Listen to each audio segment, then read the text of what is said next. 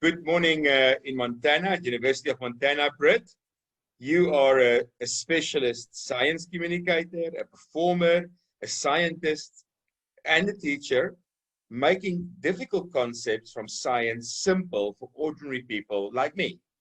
And today we're going to ask you around biodiversity, ecosystems, and species, and making this simple for everybody looking at this show. Yeah, biodiversity in terms of buzzwords is huge right now, and there's a reason, because there's a lot happening to biodiversity. But what do we even mean when we say biodiversity is in trouble or biodiversity is declining? Well, I love language, and I love to start with the word itself. So biodiversity, bio meaning life, and then diversity or diverse is coming from that same root meaning, diverge or to split. And so biodiversity is looking at all those amazing splits in the tree of life to see what is now here. And there are different levels of biodiversity, actually, when we think about it. And this is, of course, based on a more academic approach. There are ways that different cultures all over the world view life on Earth and the way that that diversity exists. But what I'm going to share with you is just a basic kind of academic breakdown. And so I'm going to share with you a few images that really help me think about it. So one of the first things we think about with biodiversity is almost always species. Like, how many species are there? Oh, does this region have a lot of different species? And that's a totally valid way to think about the diversity of life on Earth. But it's actually only one component, because in the middle of all of these species interactions, we actually have at the very, bottom of this pyramid and supporting all this diversity are genes. So all those things, all the DNA that makes everything on Earth kind of what it is, those genes themselves can be more or less diverse. So we could easily say that there's a lot of genetic diversity in a certain region, or that within one species it's very biodiverse in terms of the genes. And the reason you see this at the bottom of the pyramid is because the differences in genes are really what allows evolution to happen. It allows response to change. So if something comes through and there's a change to the environment, all of the diversity of those genes and all of those differences in a species and individuals let them adapt and evolve. And so we have genetic diversity, we have species diversity, and then when we tie it all together, we can start thinking about ecosystems, the actual difference in these huge things. Hi, Jane, help me out with ecosystem services, please. Thank you so much. She loves ecosystems. It's one of her favorite topics, clearly. So when we have ecosystems, we're really thinking about all of the life that is within a system and also its habitat and where it lives. So we're considering living and non-living things, though of course in different cultures, something like the soil, the water could be considered living and life. And that's just one of those differences across the globe. But in general, ecosystem, we have everything alive and also just where it lives in its habitat. You just mentioned habitat. Can you explain habitat for us? Whether you're in an urban area or a rural area, how do we get to understand?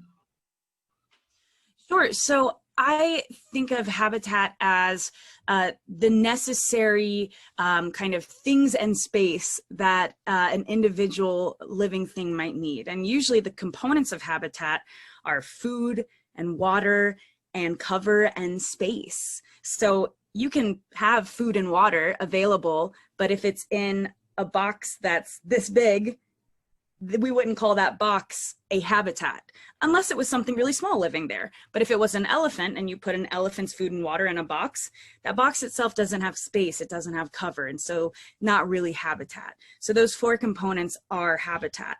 Now you'll notice that in that kind of definition, I'm not saying that it has to be away from humans or that it has to be in some, pristine wildlife reserve. Habitat is just where things live and can eat and drink and have cover. And so there are all kinds of habitats, and that includes human ones that other species use all the time. As Jane is right here, and we are sharing our habitat in my room right now. And certainly there might be an ant, right? And all kinds of smaller things as well. So urban habitats are actually something that all kinds of species use, and not just humans. So we've speaking to a number of scientists about threats to biodiversity, the threat of species loss. What's the main drivers of the current risk? Sure. And I'll go ahead and move this just so that we have kind of this idea in front of us as we talk about it, the different levels of biodiversity. The main threats to biodiversity right now in the Anthropocene, which anthro meaning man, so this age of humans where our species is really the dominant force shaping so many of these processes. So during the Anthropocene, during right now, the main drivers of loss of biodiversity on all three of these levels we have here are things like habitat loss and fragmentation. So not only losing habitat, but habitat being fragmented. So connectivity is really important, especially for something like genetic diversity, for individuals to be able to move back and forth and reproduce potentially with individuals from a different group or population to keep that diversity going. And so that can be affected a lot by tourism and things like roads and travel. A lot of our infrastructure can fragment habitat. And so it's not just, do we have enough habitat, but it's also, is it connected? Is there connectivity there? And so that's one of the big drivers. In terms of habitat, one of the other drivers of loss is the actual degradation of the habitat, the condition. So you can imagine things like pollution or changing kind of the amounts of nutrients or certain chemicals, or the clarity or cleanliness of something like the water or the soil. And of course, cleanliness is relative. All species need something a little bit different, but pollution is one of those as in terms of habitat degradation. And certainly within tourism and recreation, there's all kinds of ways that we might pollute the habitats that we are visiting. And speaking of visiting, a lot of times with travel, when humans travel, humans bring along non-humans and they might not even know about it. So with cruise ships, or sometimes with planes, with shipments of goods, there can be species that get out of their native range because of that travel. And so these are, when they cause problems, referred to as invasive species. But in general, we can just refer to them as non-native species. So they're out of that native range. They've been moved by humans to a place where they are not usually. And that can cause local issues with biodiversity, usually on that species level or ecosystem level sometimes. Another big one is overexploitation. So that just means overhunting or overfishing, so using too much of certain species. And of course, that use is sometimes an actual livelihood. It's not just choice or recreation. It's people need these things to live and to eat and to be happy and healthy. And so within tourism, as you're visiting different places, you might be participating in eating foods and potentially other species that are local there.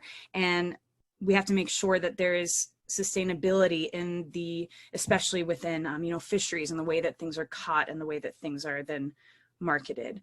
And climate change is the other big one. And of course, there's many ways that tourism and travel and recreation can affect that. And so those are the big kind of 5 threats to biodiversity, at least right now. And in all of our human actions, we contribute to that. And it's kind of a matter of asking ourselves, how much are we contributing?